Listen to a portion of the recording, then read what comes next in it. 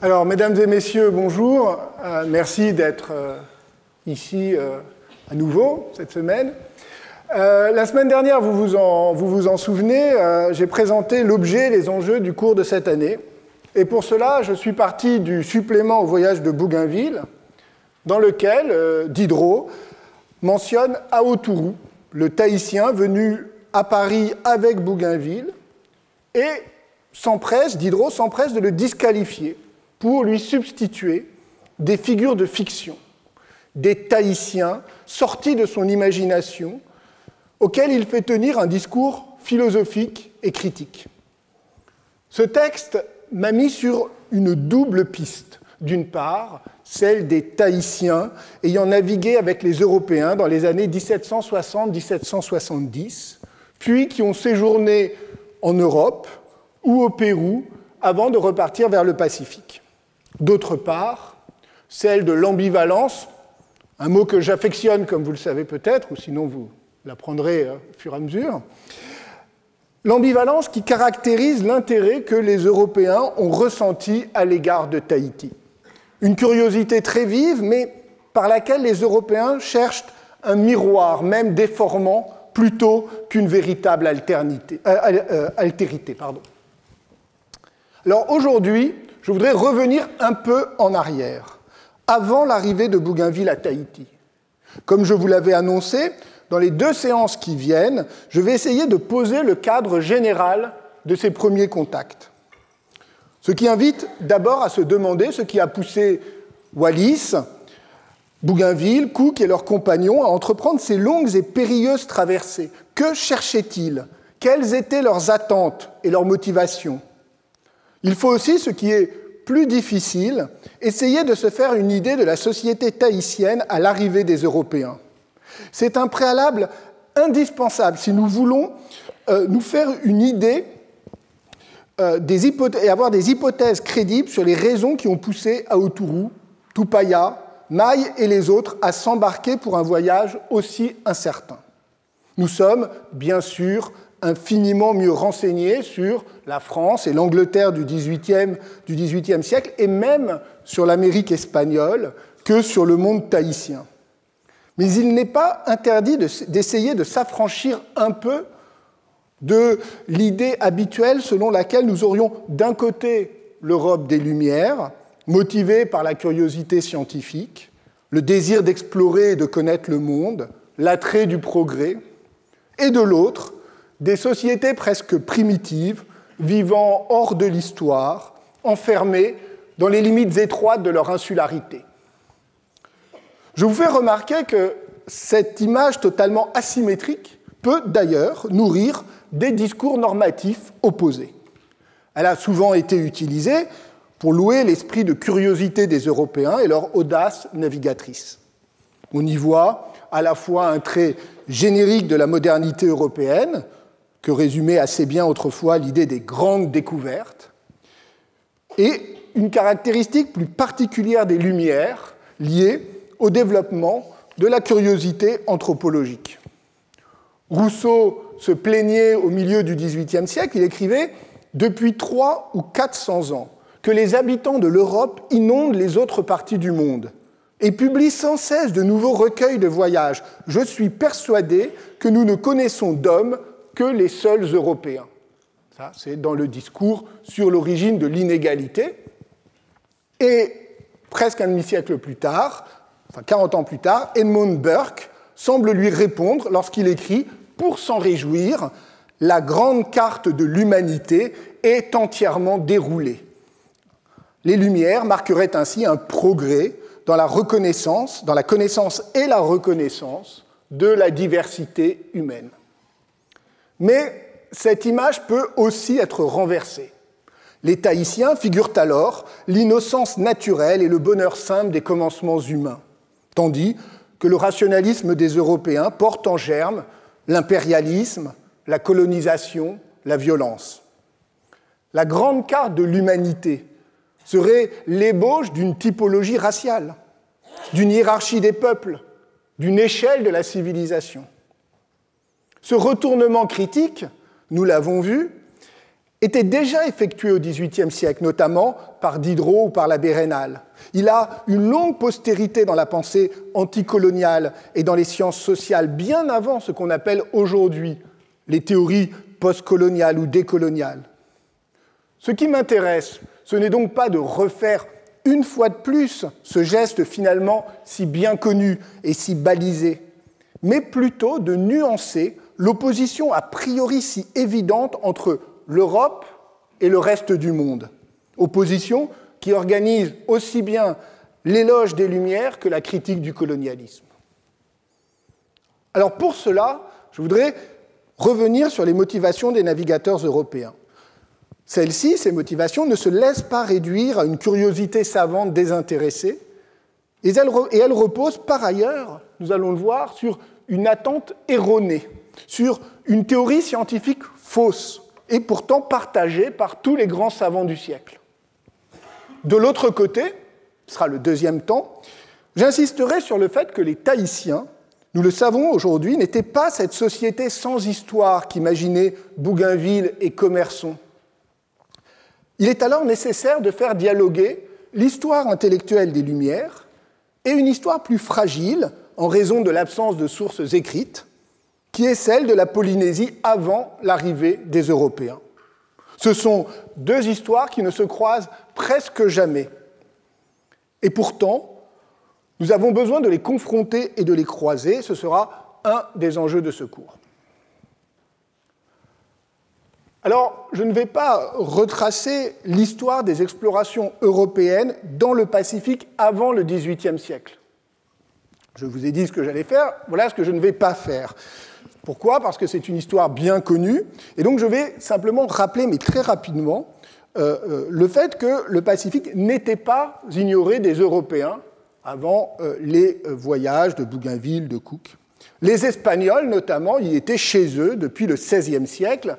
Ils avaient notamment la chance de posséder un port sur la façade occidentale de l'Amérique du Sud, à Callao, au Pérou. De 1567 à 1606, au cours de 3 expéditions menées par Álvaro de Mendaña et Pedro de Quirós, ils avaient exploré plusieurs îles polynésiennes, notamment l'archipel des Tuamotu et surtout les îles Marquises en 1595-1596. Mais ils n'avaient pas aperçu Tahiti et ce que l'on appellerait bientôt les îles de la Société. Le séjour aux Marquises fut extrêmement violent, notons-le.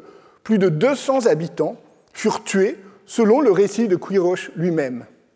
Mais il semble que l'épisode n'ait guère laissé de traces sur l'archipel, où les Européens ne sont pas revenus ensuite pendant plus de 2 siècles, jusqu'à l'arrivée de Cook. Les Hollandais, pour leur part, devaient, eux, passer par le cap de Bonne-Espérance pour pénétrer dans le Pacifique, ce qu'ils firent de plus en plus souvent au XVIIe siècle, tout en explorant une autre route maritime, beaucoup plus au sud, depuis l'Asie du Sud-Est, une route notamment empruntée par Abel Tasman dans les années 1640. Enfin, les Anglais, à la fin du XVIIe siècle et au début du XVIIIe siècle, se firent de plus en plus présents, d'abord par l'intermédiaire de corsaires, puis par des expéditions plus officielles au XVIIIe siècle. Alors, nous voilà au XVIIIe siècle, et ce qui est important de retenir, c'est qu'au milieu du XVIIIe siècle, eh bien, un rêve parcourt l'Europe savante. Ce rêve, c'est celui d'un grand continent inexploré au sud du globe, qui attendait d'être découvert. Les attentes suscitées par ces fabuleuses terres australes nous paraissent aujourd'hui un peu farfelues. Et on se demande comment de sérieux et d'austères et rigoureux savants ont-ils pu s'enthousiasmer pour les êtres merveilleux, des hommes munis de queues, des géants fabuleux qu'ils espéraient trouver au sud du 50e parallèle. Alors, méfions-nous de la sagesse rétrospective, de ce confortable sentiment de sécurité et de supériorité que nous procurent les connaissances accumulées depuis plus de 2 siècles. Au XVIIIe siècle, vous le savez bien, une partie encore importante du globe était inexplorée et les partisans du continent austral avaient des arguments à faire valoir. On ne comprend pas les voyages de Bougainville et de Cook si l'on oublie qu'ils voyageaient avec les illusions, les connaissances et les espoirs de leur temps, et non avec nos manuels de géographie. Christophe Colomb, chacun le sait, a découvert l'Amérique en pensant aborder les côtes du Japon. Bougainville et Cook partaient à la recherche du continent austral, qui devait s'avérer n'être qu'une chimère de glace. Les rêves éveillés des aventuriers crédules et visionnaires sont parfois plus fructueux que la froide assurance des savants raisonnables. L'hypothèse d'un continent austral était ancienne. Les cosmographes grecs, déjà, imaginaient que des terres au sud devaient nécessairement équilibrer le globe et faire contrepoids à l'Europe et à l'Asie. Au Moyen Âge, certains auteurs imaginaient que le paradis terrestre était situé sur ce vaste continent aux antipodes. Après la traversée du Pacifique par Magellan, l'hypothèse prit encore de l'ampleur. Les terres situées au sud du détroit, par lequel il avait pu contourner l'Amérique, n'étaient-elles pas la pointe avancée d'un vaste continent ? Les cartes du XVIe siècle représentent en effet une vaste terra australis, comme on peut le voir par exemple sur le cas bien connu de l'Atlas d'Abraham Ortelius, publié en 1570, et vous voyez ici donc cette grande terre australe, encore inconnue, qui représente presque un tiers ici des terres. Tout au long du XVIIe siècle, l'idée d'un continent austral continuait à enflammer les imaginations. En 1663, l'abbé Paulmier publie de très sérieux mémoires touchant l'établissement d'une mission chrétienne dans le Troisième monde. Les écrivains s'amusaient à imaginer des voyages au continent austral, souvent d'ailleurs sous forme d'utopie politique, voire d'utopie libertine. C'est le cas notamment de l'Histoire des Sévarambes, publiée en 1677 par Denis Verras, qui se passe donc justement sur ce continent austral et qui a fait date dans l'histoire de la fiction politique, ou encore La Terre australe connue de Gabriel de Foigny, publiée l'année précédente. Au milieu du XVIIIe siècle, l'hypothèse revient au cœur du débat savant. En 1738-1740, un navigateur français, Jean-Baptiste Bouvet de Lauzier, navigue dans l'Atlantique Sud. Il aborde une île couverte de glace et pense avoir découvert le continent austral. La carte qui accompagne le récit de son expédition, dessinée par le géographe Philippe Boache, montre de vastes terres antarctiques. Alors, ils ont quand même, le géographe, alors, vous ne voyez peut-être pas ici, mais il a mis terre antarctique et puis en dessous, il a mis supposé. Parce que quand même, il faut être un tout petit peu prudent, mais enfin, vous voyez, ici, tout au centre, donc tout ça ici, ce sont des terres, tout ça, ce sont les terres antarctiques supposées, et au milieu, ici, vous avez une mer de glace qu'on imagine au cœur de ce continent austral. Buffon, en 1749, publie le premier volume de son Histoire naturelle, cette œuvre majeure des sciences de son temps, et il y réaffirme l'importance scientifique qu'aurait la découverte du continent austral.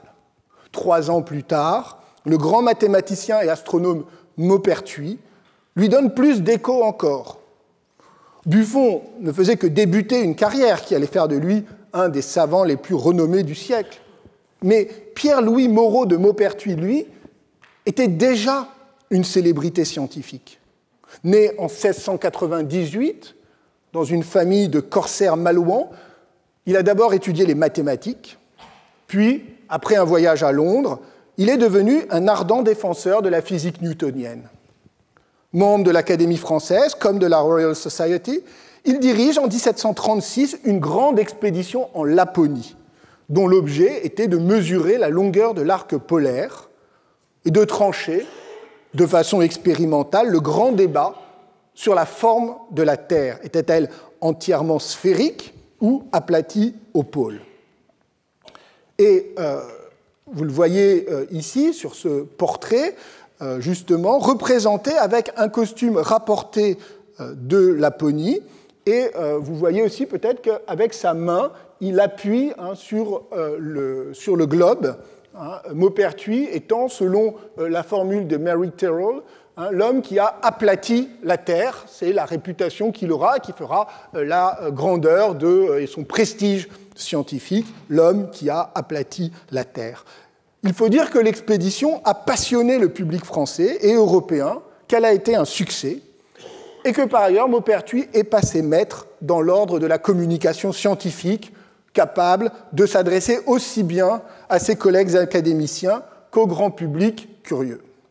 Maupertuis est l'exemple même du savant des Lumières, éclectique, brillant, mondain.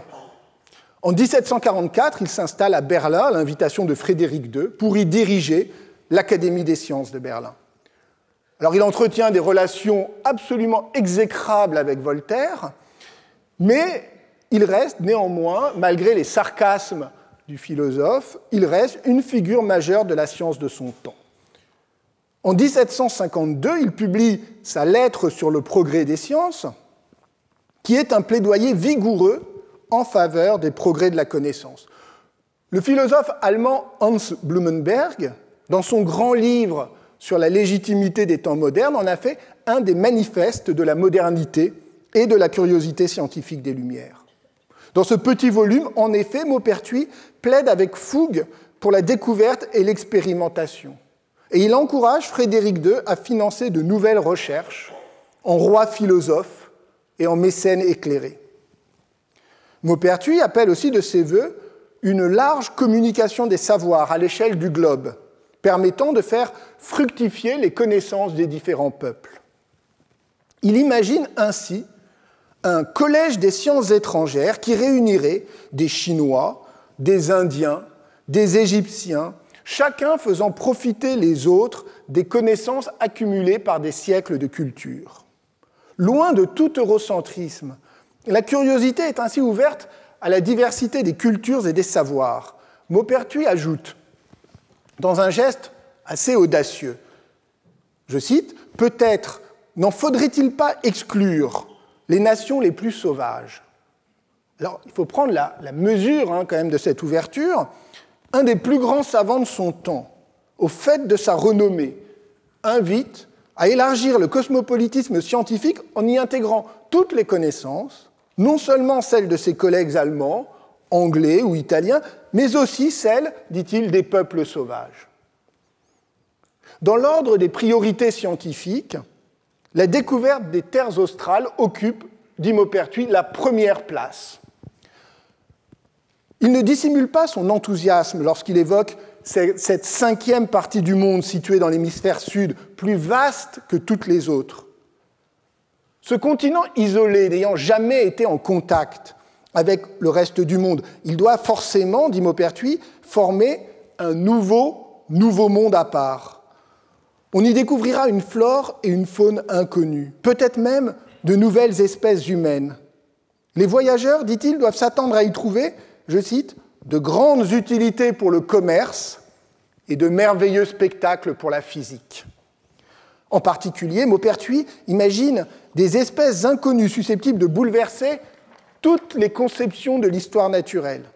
Il écrit encore, je cite, « C'est dans les îles de cette mer que les voyageurs nous assurent avoir vu des hommes sauvages, des hommes velus portant des queues, une espèce mitoyenne entre les singes et nous.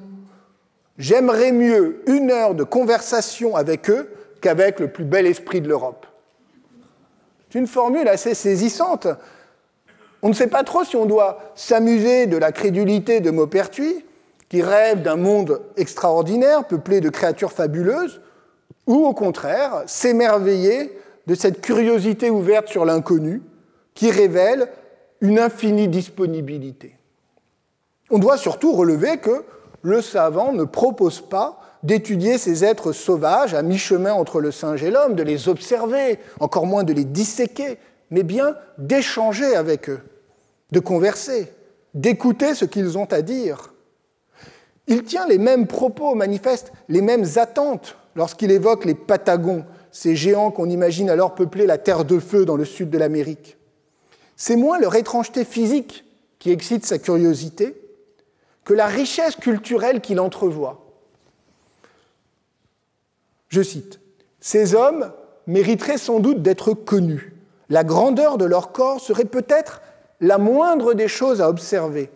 Leurs idées, leurs connaissances, leurs histoires seraient bien encore une autre curiosité. » Cet espoir de trouver à l'autre bout du monde des interlocuteurs, des partenaires, il faut le garder en mémoire.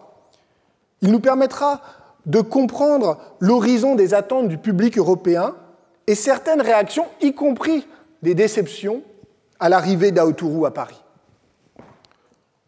Maupertuis, je vous l'ai dit, était un savant de réputation européenne, un homme du monde cosmopolite, animé par une insatiable curiosité et une imagination débordante. Son enthousiasme pour les découvertes australes fit de nombreux adeptes. Parmi eux, un homme apparemment bien différent, Charles de Brosse, président à mortier du Parlement de Dijon, figure exemplaire du notable de province. Rien ne dit prédisposer ce magistrat, issu d'une bonne famille de la noblesse bourguignonne, à devenir une autorité en matière de navigation lointaine, lui qui n'avait jamais pris la mer. Né à Dijon, éduqué au collège jésuite, il fit toute sa carrière sur place. Son seul voyage fut un tour d'Italie en 1739-1740, durant lequel il envoya à sa famille et à ses amis de savoureuses lettres qui firent beaucoup pour sa renommée posthume. À Dijon, De Brosse anime une société littéraire, puis devient secrétaire de l'Académie nouvellement nommée. En cela, il est un parfait représentant de cette sociabilité provinciale des Lumières, si bien étudiée par Daniel Roche. De Brosse se lie avec Buffon, qui réside non loin, à Montbard, puis, au cours des années 1750, il commence à se passionner pour les récits de voyages lointains et notamment pour l'exploration des terres australes. Selon son propre témoignage, c'est la lettre sur les sciences de Maupertuis qui fut l'événement déclencheur. L'ouvrage fut lu et discuté au sein de la petite société littéraire et De Brosse fut chargé de développer ce qui, chez Maupertuis, restait évasif. Il se prit au jeu, lut tous les récits et journaux de voyage existants. Le résultat est impressionnant. En 1756, il publiait une histoire des navigations aux terres australes en 2 volumes, anthologie commentée de récits d'expédition, dotée d'une copieuse introduction dans laquelle De Brosse présente tous les arguments en faveur de l'existence d'un continent austral.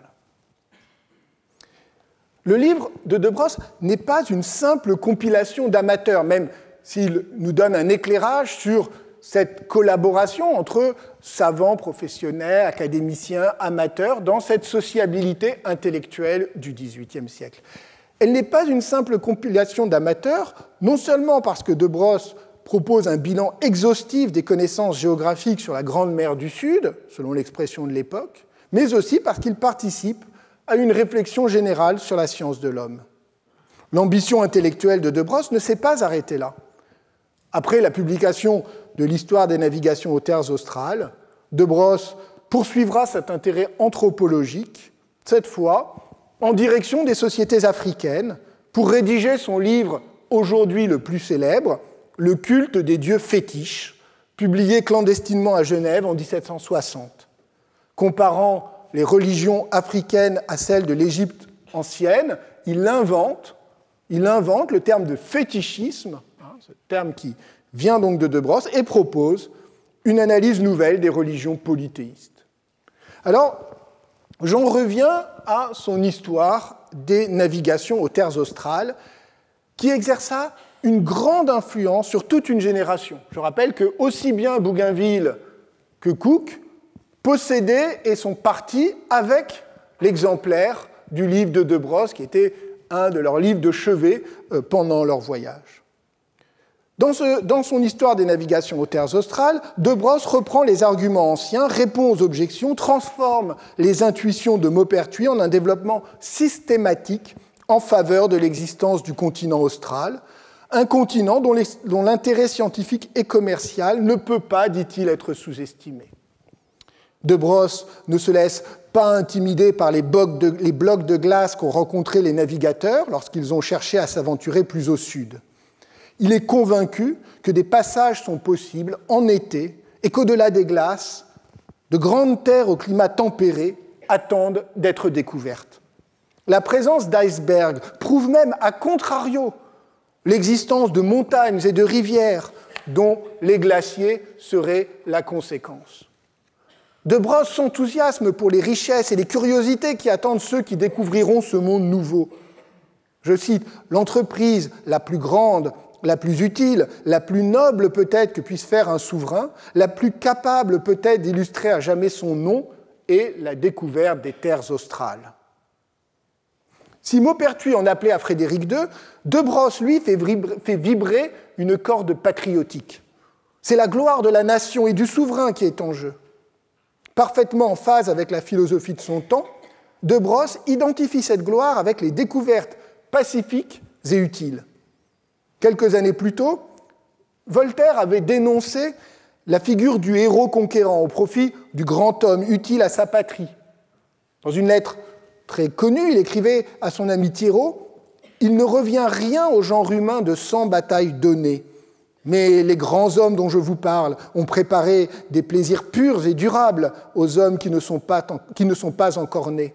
Une écluse du canal qui joint les deux mers, un tableau de Poussin, une belle tragédie, une vérité découverte sont des choses 1000 fois plus précieuses que toutes les annales de cour, que toutes les relations de campagne. Chez moi, les grands hommes vont les premiers et les héros les derniers. J'appelle grands hommes tous ceux qui ont excellé dans l'utile ou dans l'agréable. Les saccageurs de province ne sont que des héros. De Brosse lui emboîte le pas. La gloire du souverain ne s'acquiert plus par de brillantes conquêtes, mais par des découvertes. C'est, je cite à nouveau De Brosse, c'est par les entreprises géographiques qu'un roi peut parvenir à la plus grande gloire possible. Le contre-exemple ici est moins d'ailleurs l'incontinence guerrière de Louis XIV que les appétits impériaux des souverains espagnols du XVIe siècle, avides et cruels, accusés d'avoir mis en coupe réglée l'Amérique et une partie de l'Asie. L'heure n'est plus aux entreprises coloniales, mais au doux commerce, qui doit respecter les exigences d'un humanisme éclairé et les intérêts bien compris des nations européennes. Encore De Brosse, l'expérience a fait connaître que dans ces climats éloignés, il faut faire le négoce et non pas des conquêtes. Faites le commerce, pas la guerre, en somme. De Brosse fait à nouveau vibrer cette corde patriotique à la fin du livre. Il explique que la France, qui s'est laissée distancer, doit retrouver son rang parmi les puissances en découvrant de nouvelles terres, en disposant d'établissements stables qui lui permettront de faire la route des Indes par le cap de Bonne-Espérance. Les Français, dit-il, pourront y trouver du sucre, de l'indigo, des épices, des plantes médicinales, peut-être même de l'or. Voilà ce que Bougainville, mais aussi Wallis et Cook avaient en tête lorsqu'ils se sont embarqués. Au demeurant, dit De Brosse, les Français ne doivent pas se contenter de commercer. Leur rôle sera aussi d'éduquer et de polisser, dit-il, les sauvages australiens, à la façon dont l'Europe elle-même fut éduquée autrefois par les Phéniciens, les Grecs et les Romains. La mission civilisatrice de l'Europe se profile. Elle n'est plus justifiée par l'évangélisation des populations indigènes, comme au siècle précédent. Elle ne l'est pas encore par l'idée d'une supériorité raciale des Européens, mais plutôt par la conviction d'une avance historique qui leur impose le devoir d'éduquer les autres. C'est bien en cela, d'ailleurs, que De Brosse appartient à son temps. S'il rejette l'alliance des missionnaires et de la soldatesque qui lui semble caractériser un impérialisme du passé, à la fois condamnable et révolu, ce n'est pas par simple philanthropie. C'est que les intérêts bien compris des puissances européennes et le sentiment de leur supériorité les poussent désormais à envisager de nouvelles formes d'occupation du monde. Mais une question immédiatement se pose. Pourquoi supposer que l'on ne doit rencontrer que des sauvages sur ce grand continent austral ? De Brosse est soudainement saisi par le doute. Supposons, écrit-il, qu'il existe au-delà du mur de glace un peuple policé et instruit.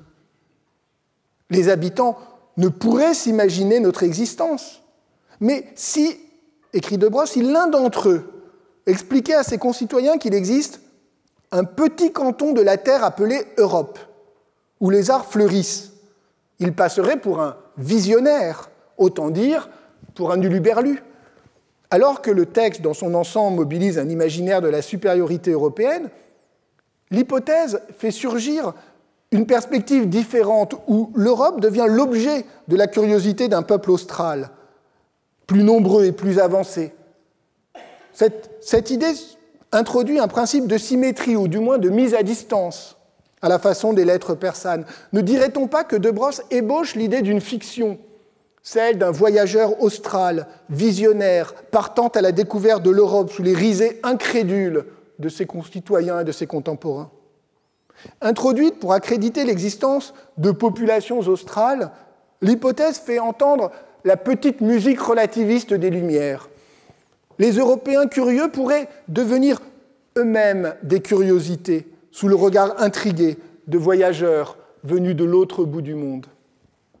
Cet embryon de fiction qui fait effraction dans le long exposé érudit du président De Brosse ne brille toutefois que d'un éclat fugitif. Ces peuples qui habitent les terres australes, De Brosse les imagine plutôt comme des petites sociétés isolées, subsistant tant bien que mal en conservant, dit-il, les mœurs des plus anciens habitants de l'univers. L'honneur est sauf, ce sont bien les Européens qui partent à la recherche du passé.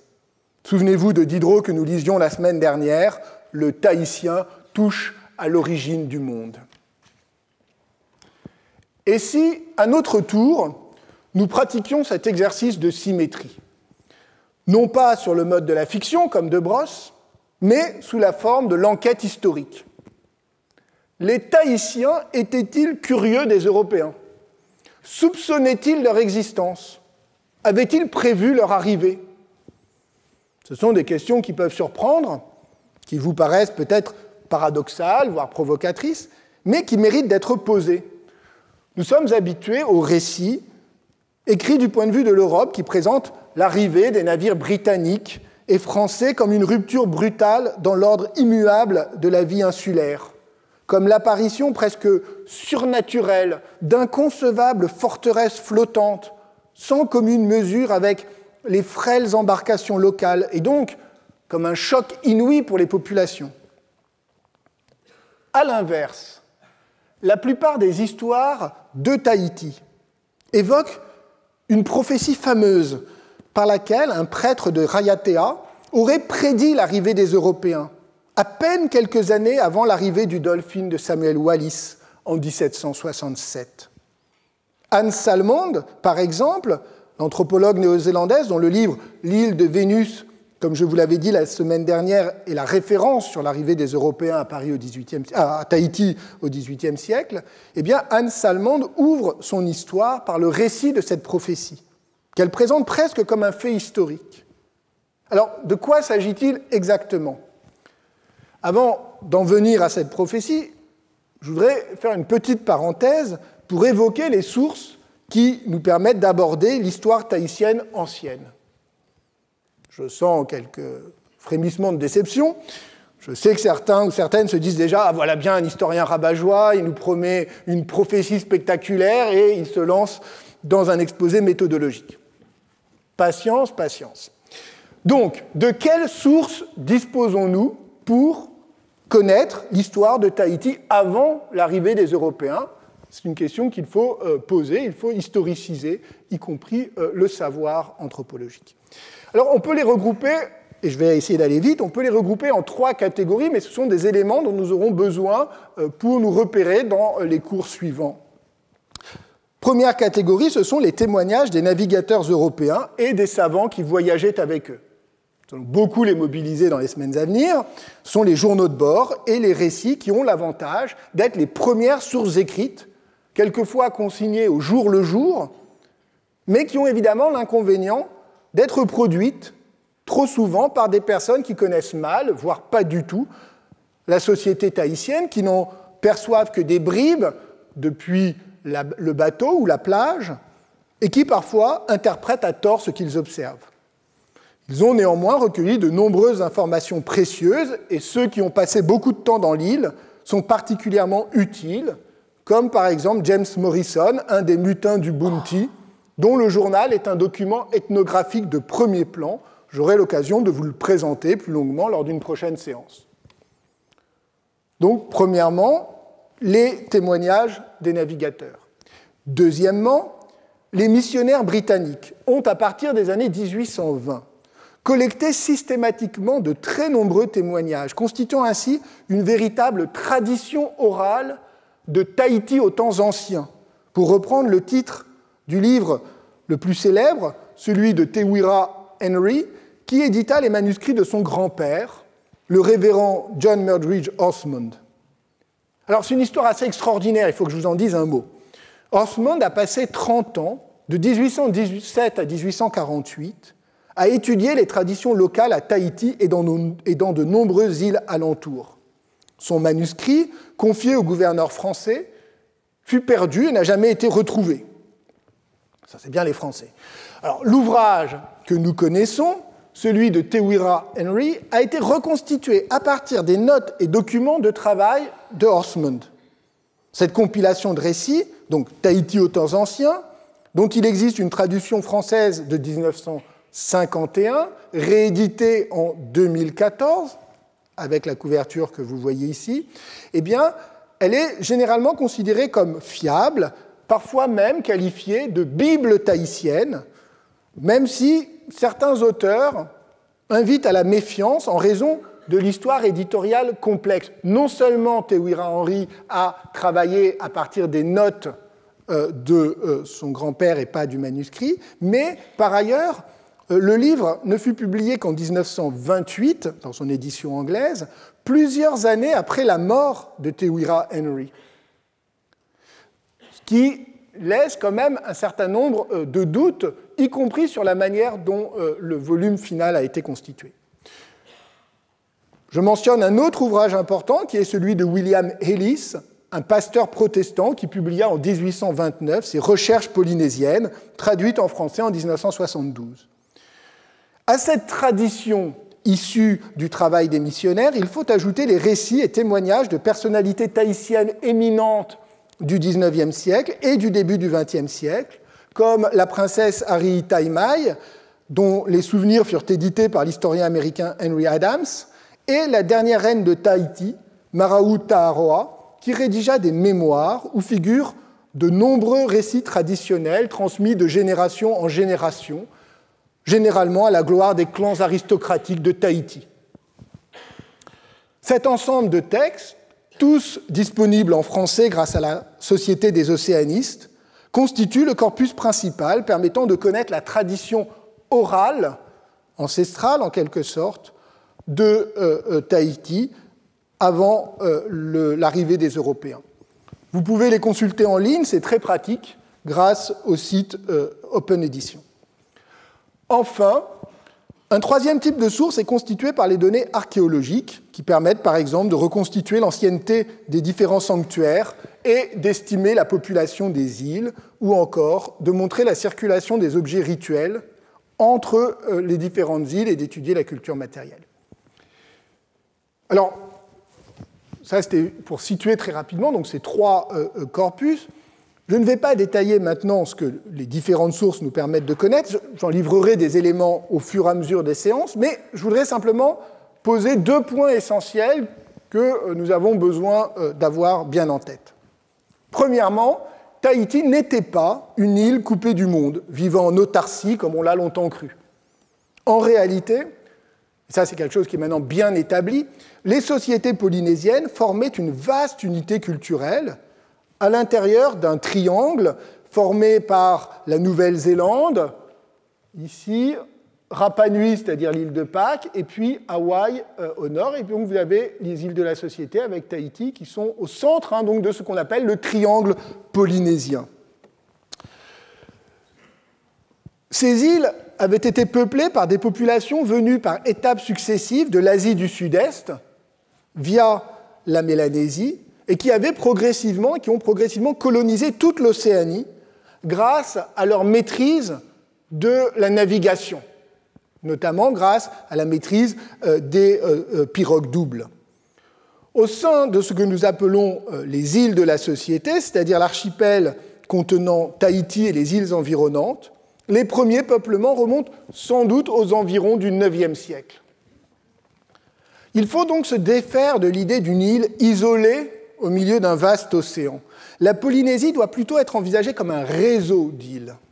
Comme l'a fait remarquer l'écrivain et anthropologue fidjien originaire de Tonga, Epeli Auofa, qui était un des grands intellectuels océaniens, il est mort il y a un peu plus de 10 ans, comme il l'a fait remarquer donc Auofa, c'est tout le regard sur l'Océanie qu'il faut modifier. L'Océanie n'est pas constituée d'îles minuscules perdues dans un trop vaste océan, selon l'image que s'en firent les Européens et qu'ils continuent souvent à s'en faire, mais plutôt, dit Auofa, comme une mer d'îles entretenant entre eux, donc une mer d'îles, c'est le titre d'un des articles les plus célèbres d'Auofa, qui entraîne une mer d'îles entretenant d'intenses relations. Et c'est encore plus vrai à l'échelle de la Polynésie pour des raisons de proximité culturelle et linguistique.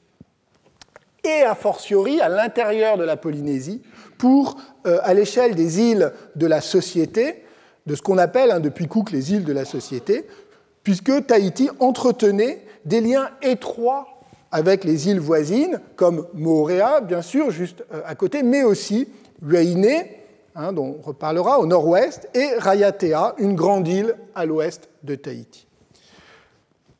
Deuxième point.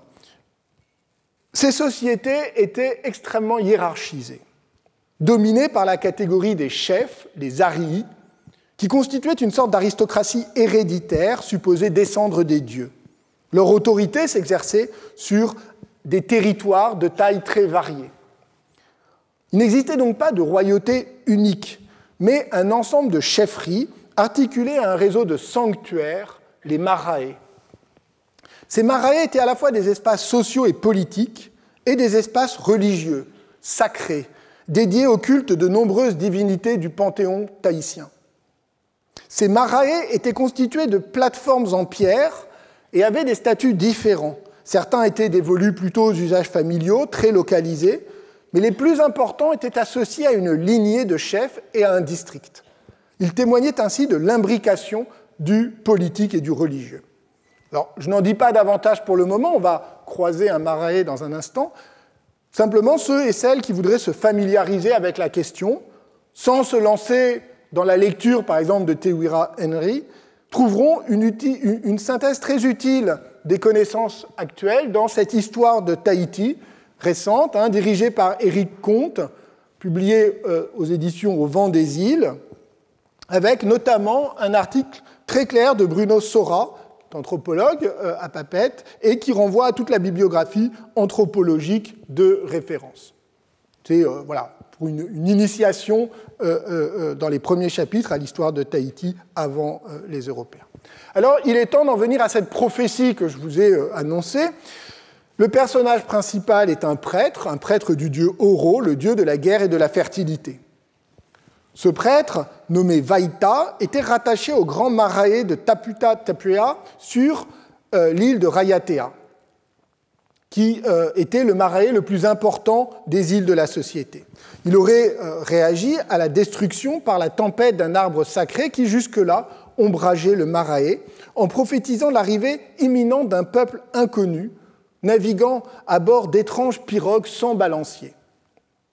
Pour comprendre l'importance de cette prédiction, il faut rappeler que Raiatea, donc vous avez vu, c'est l'île qui se situe là à l'ouest de Tahiti, Raiatea jouissait d'un grand prestige dans les mythes polynésiens, qui la présentent souvent comme la terre d'origine de tous les peuples maoris. Alors, c'est une supériorité qui peut être nuancée, qui a parfois été discutée, mais il est certain qu'au milieu du XVIIIe siècle, le culte du dieu Oro, qui était originaire de Tahiti, a connu un succès important dans toutes les îles de la Société, et notamment à Tahiti, au point de devenir la divinité la plus importante du panthéon tahitien. Alors j'aurai l'occasion de revenir sur ces questions, notamment lorsque nous évoquerons l'histoire de Tahiti, de Tupaya, qui est liée à ce sanctuaire et à ses enjeux politiques. Mais là aussi, ceux qui voudraient en savoir un peu plus sur cette histoire de la religion tahitienne, du rôle des Marae, et notamment du Marae de Taputa Poatea, peuvent se référer au livre, au livre important d'Alain Babazan, livre d'anthropologue, sur la religion tahitienne. Alors, j'en reviens maintenant à la prophétie elle-même. Le texte habituellement cité figure justement chez Te Wira Henry. On en trouve aussi toute une série de versions différentes sur lesquelles je ne reviens pas pour le moment. En voici un extrait. Excusez-moi, voilà. Alors, je reprends, parce qu'il y a plusieurs versions, plusieurs traductions, évidemment, et je reprends la version de Te Wira Henry dans la traduction de Bertrand Jeunet. Alors c'est Vaïta, donc le prêtre, qui parle. « Je vois devant moi le sens de cet événement étrange. Les glorieux enfants du tronc vont arriver et verront ces arbres ici, à Taputa Poatea. Ils seront d'aspect différent de nous, et pourtant ce sont nos semblables, issus du tronc, et ils prendront nos terres. Ce sera la fin de nos coutumes actuelles, et les oiseaux sacrés de la mer et de la terre viendront se lamenter sur ce que cet arbre décapité nous enseigne. » Puis, Vaïta, confronté aux interrogations des autres prêtres, stupéfaits, aurait précisé « Ils viendront sur une pirogue sans balancier », ce qui était pour les Tahitiens à peine imaginable, toutes leurs pirogues étant dotées de balanciers qui leur permettaient de naviguer. Alors il existe d'autres versions, d'autres traductions, je l'ai dit.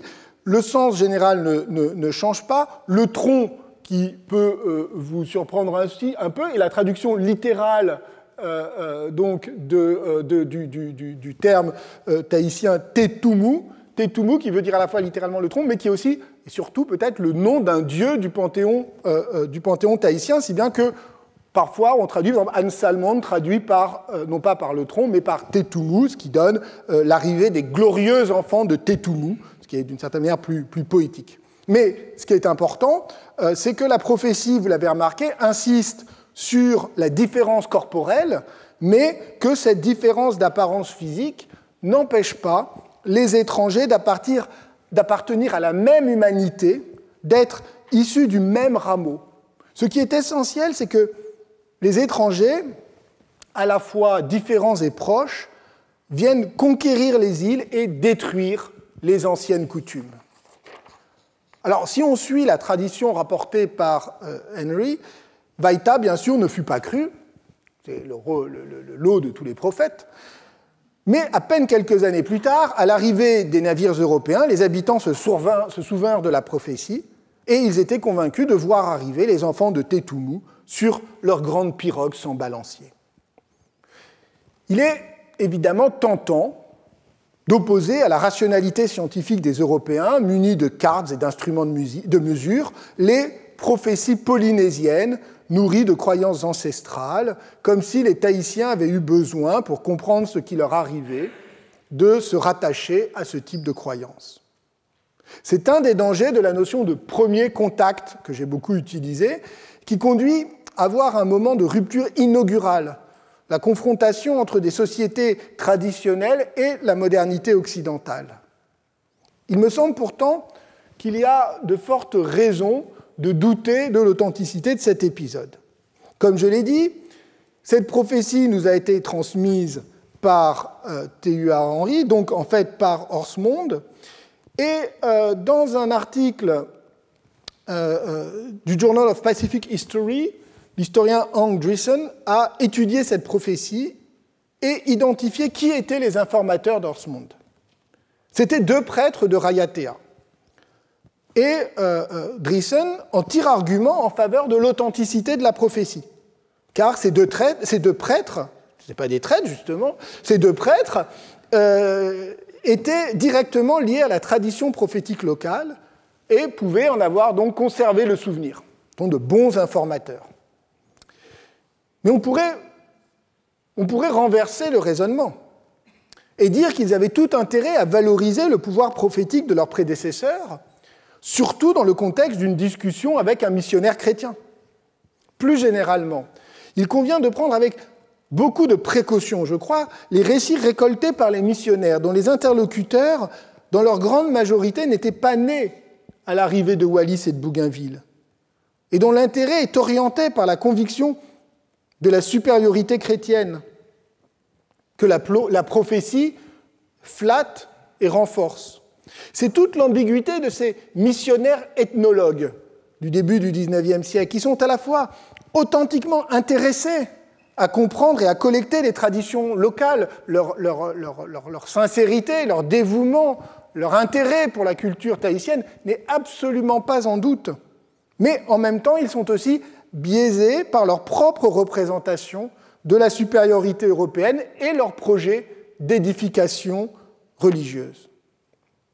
Driessen remarque d'ailleurs que certaines variantes de la prophétie incorporent des éléments qui sont clairement anachroniques, au sens où ils font référence, par exemple, aux vêtements des Européens et à l'abandon par les Tahitiens de leurs vêtements traditionnels en tapa. Il y voit, dit-il, des techniques d'ajustement. Des techniques d'ajustement, c'est ce qui permet d'harmoniser les anciennes traditions et la nouvelle situation, ce qui était évidemment un enjeu important pour une génération qui avait connu d'aussi profondes transformations. Mais on peut aller plus loin, car comment savoir ce qui, dans le texte qui nous est parvenu, est authentique et ce qui relève d'une invention de la tradition, plutôt qu'une prophétie antérieure à l'arrivée des Européens, à laquelle, un demi-siècle plus tard, les prêtres auraient ajouté des éléments complémentaires.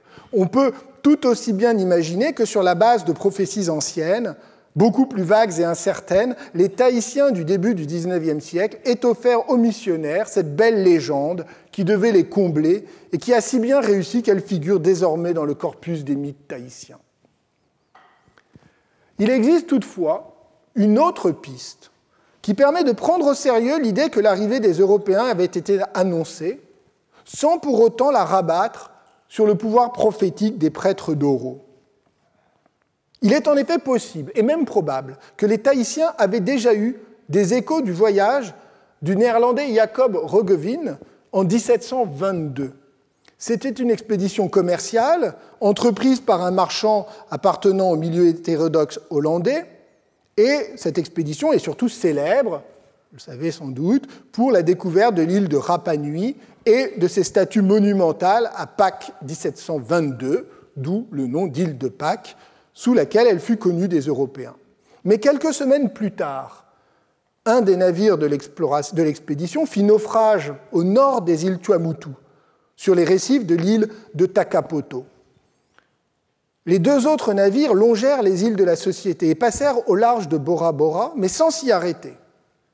Or, il est tout à fait possible que les Tahitiens aient eu vent de ce naufrage, que les planches et clous du navire aient été transportés d'île en île, ce qui expliquerait assez bien qu'à l'arrivée de Wallis, et ça nous le verrons la semaine prochaine, les habitants aient tout de suite demandé des clous en fer dont ils connaissaient l'existence et dont ils avaient grand besoin, mais qui n'existaient pas sur l'île. On sait par ailleurs que 5 membres de l'équipage de Roggeveen avaient déserté. Hank Driessen a émis l'hypothèse que ces hommes, ou au moins certains d'entre eux, aient pu ensuite naviguer jusqu'à l'ouest des Tuamotu, pas très loin de Tahiti. Ce qui expliquerait que lorsque les Européens sont arrivés, les Tahitiens n'ont pas été vraiment surpris. Ils avaient entendu parler de grands navires sans balancier et d'hommes à la peau claire. Dans un premier temps du moins, ils n'ont été ni stupéfaits ni terrorisés. Alors vous vous demandez peut-être pourquoi je tiens absolument à relativiser la prophétie.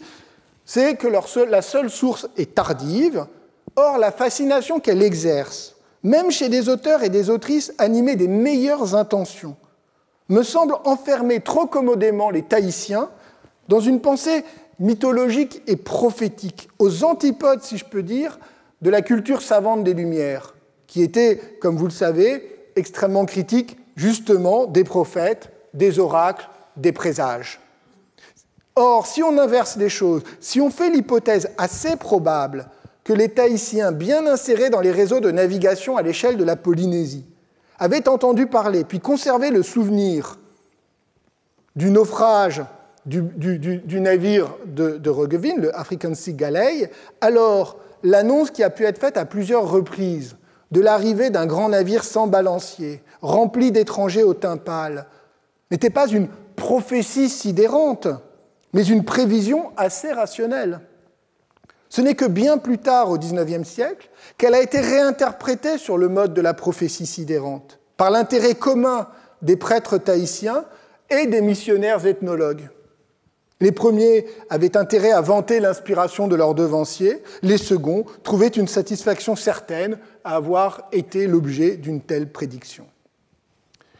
Ce thème de la prophétie annonçant l'arrivée des Européens n'est d'ailleurs pas propre à Tahiti, ni même au Pacifique. On le retrouve très fréquemment, c'est une sorte de lieu commun de la littérature anthropologique sur les conquêtes européennes.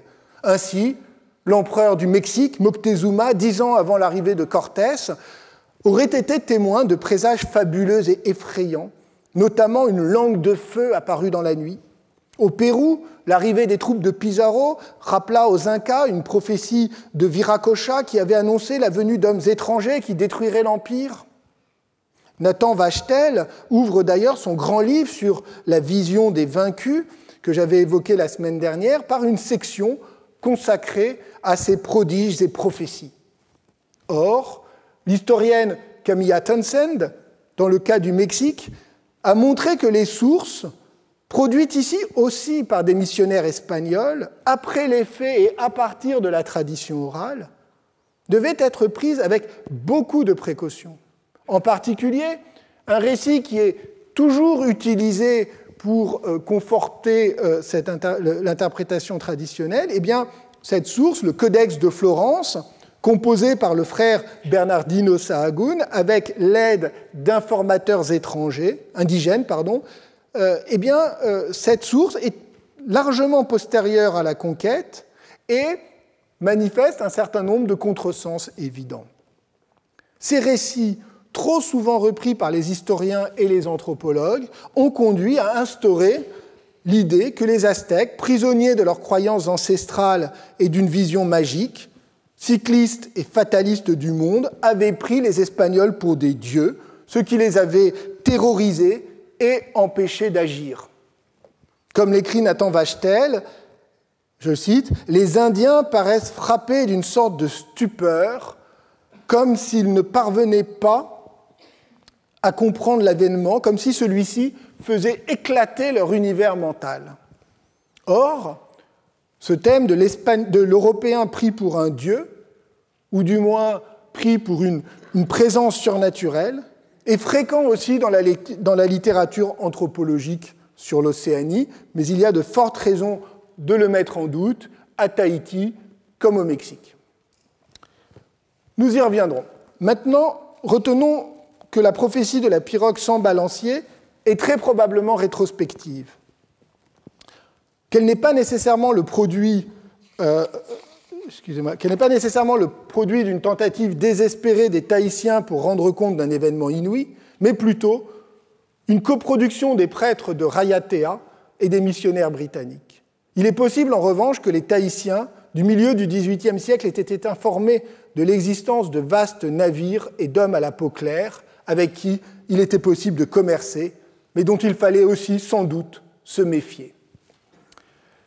J'ai essayé aujourd'hui de nuancer l'opposition trop facile entre la rationalité savante des Européens, partis à l'assaut du monde avec des certitudes et des outils scientifiques, et la pensée mythique que l'on prête volontiers aux Polynésiens, comme si ceux-ci n'avaient pu comprendre le monde qu'en le rapportant à des mythes anciens. Il ne s'agit évidemment pas de pousser l'esprit de symétrie jusqu'au bout et de nier que la culture intellectuelle et matérielle des uns et des autres était différente. Mais il s'agit de se défaire de réflexes qui restent puissants. En réalité, les Européens aussi avaient leurs propres mythes, comme celui du continent austral et des peuples fabuleux qui devaient l'habiter.